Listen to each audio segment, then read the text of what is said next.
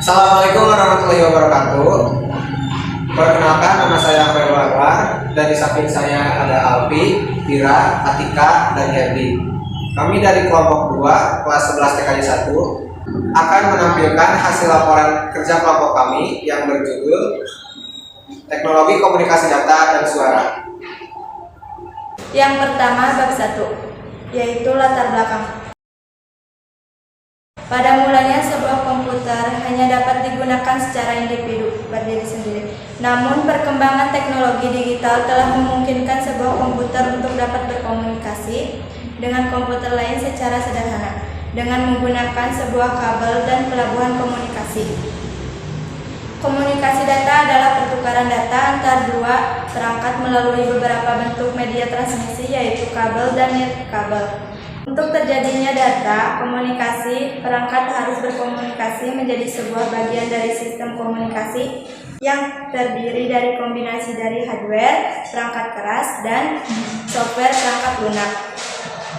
Contoh-contoh perangkat komunikasi data telegraf, faxmail, pagar, jaringan komputer, yaitu email, website, sosial, dan lain-lain.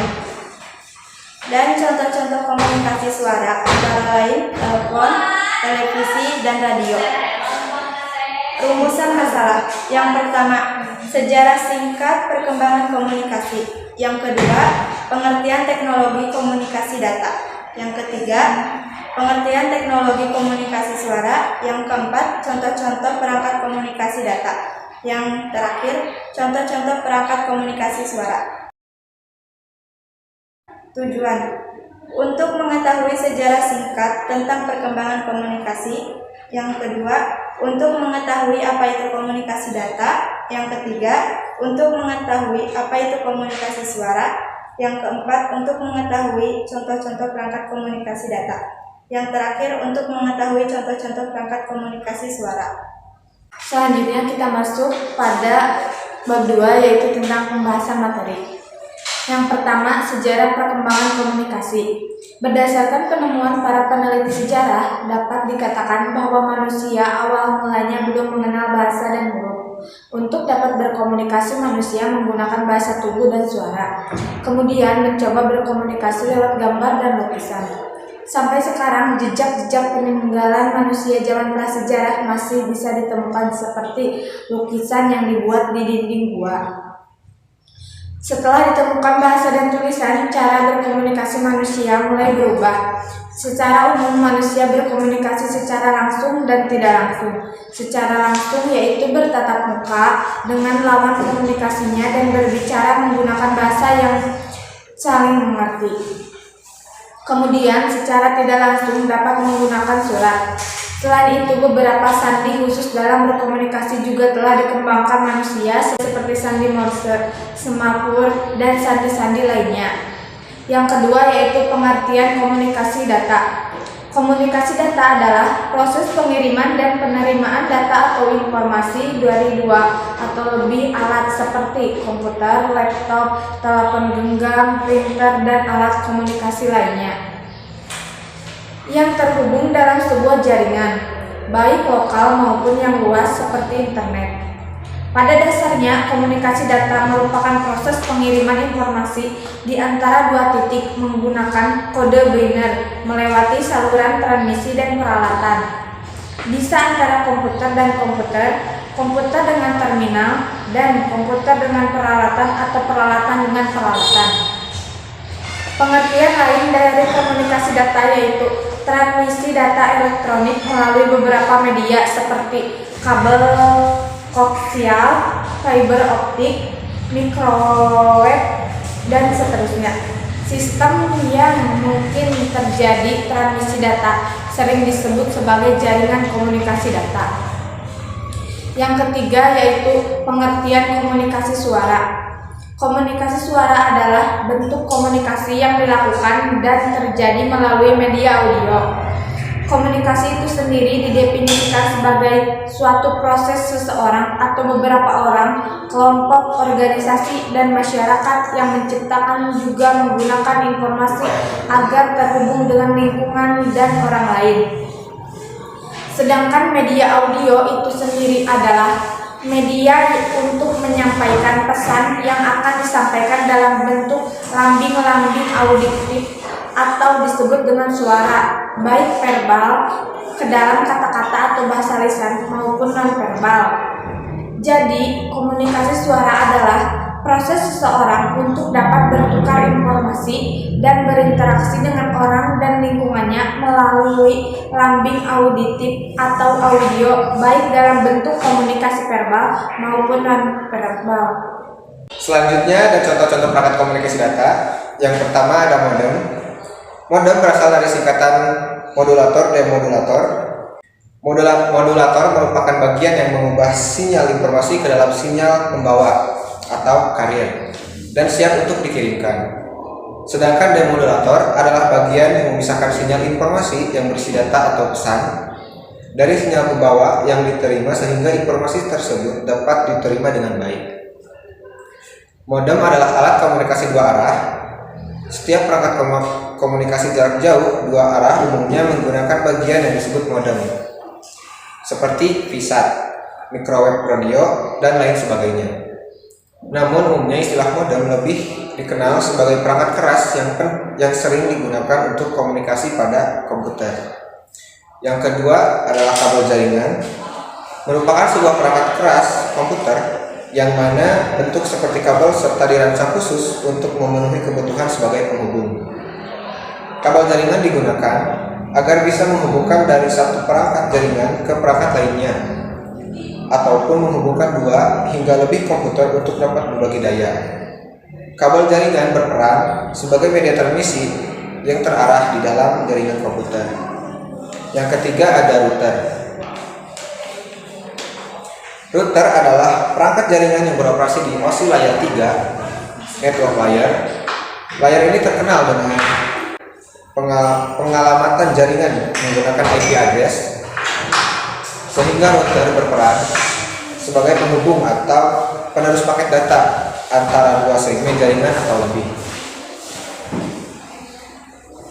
Yang keempat adalah switch.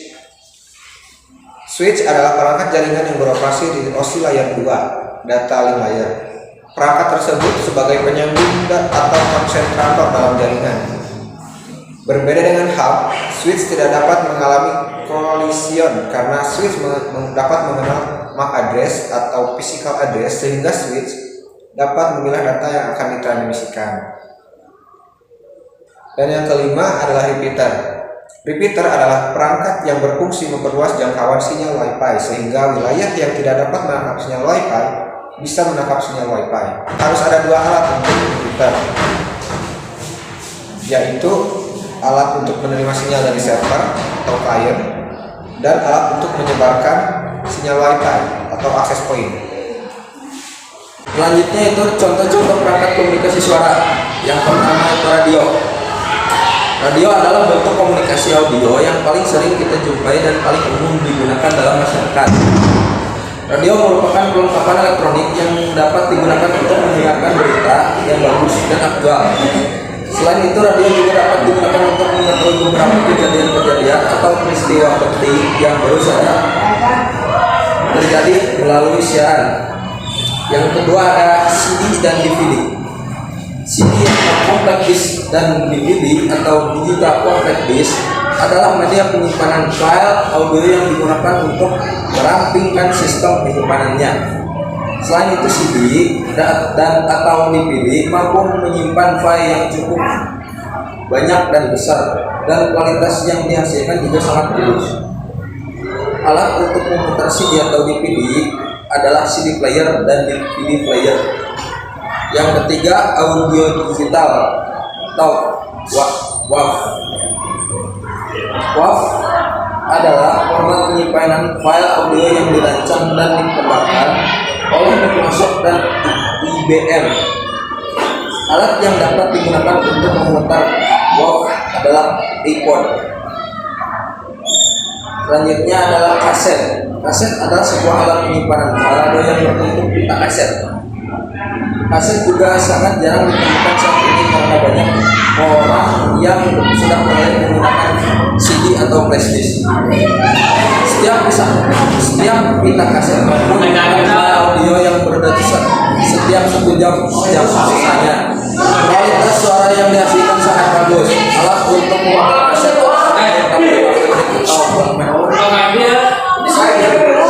selanjutnya yang terakhir, piringan hitam. Piringan hitam adalah alat penyimpanan file audio modern yang pertama kali ditemukan. Piringan hitam memiliki pena yang bergetar yang berfungsi untuk menghasilkan suara atau bunyi dari sebuah disk. Alat yang biasa digunakan untuk memutar piringan hitam adalah gramofon. Yang terakhir bab 3 yaitu penutup. Untuk kesimpulannya, informasi dan komunikasi saat ini diwarnai dengan perkembangan teknologi yang sangat pesat, baik teknologi perangkat, aplikasi, konten, dan juga jaringan. Pada teknologi perangkat ditandai dengan semakin banyaknya perangkat yang terhubung ke internet. Perangkat tersebut antara lain komputer personal, ponsel pintar atau smartphone, smartwatch, smart TV, kamera digital, kacamata, dan bahkan mobil. Teknologi jaringan telekomunikasi ditandai dengan komersialisasi 4G untuk komunikasi bergerak dan teknologi fiber optik untuk komunikasi tetap. Dengan perkembangan berbagai teknologi tersebut, cara berkomunikasi pun terus berkembang. Tapi ternyata komunikasi suara masih merupakan cara berkomunikasi yang penting. Komunikasi suara dan telepon memang mempunyai karakteristik yang memberikan keuntungan khusus dalam melakukan komunikasi. Yang terakhir, saran kami diharapkan kepada masyarakat pada umumnya dan remaja untuk menggunakan dan memanfaatkan teknologi komunikasi seperlunya dan penggunaannya sesuai dengan kondisi agar beragam dan dampak buruk dari teknologi komunikasi tidak terjadi. Sekian hasil presentasi yang dapat kami sampaikan. Kurang dan lebihnya mohon maaf. Wabillahi taufiq wal hidayah. Wassalamualaikum warahmatullahi wabarakatuh.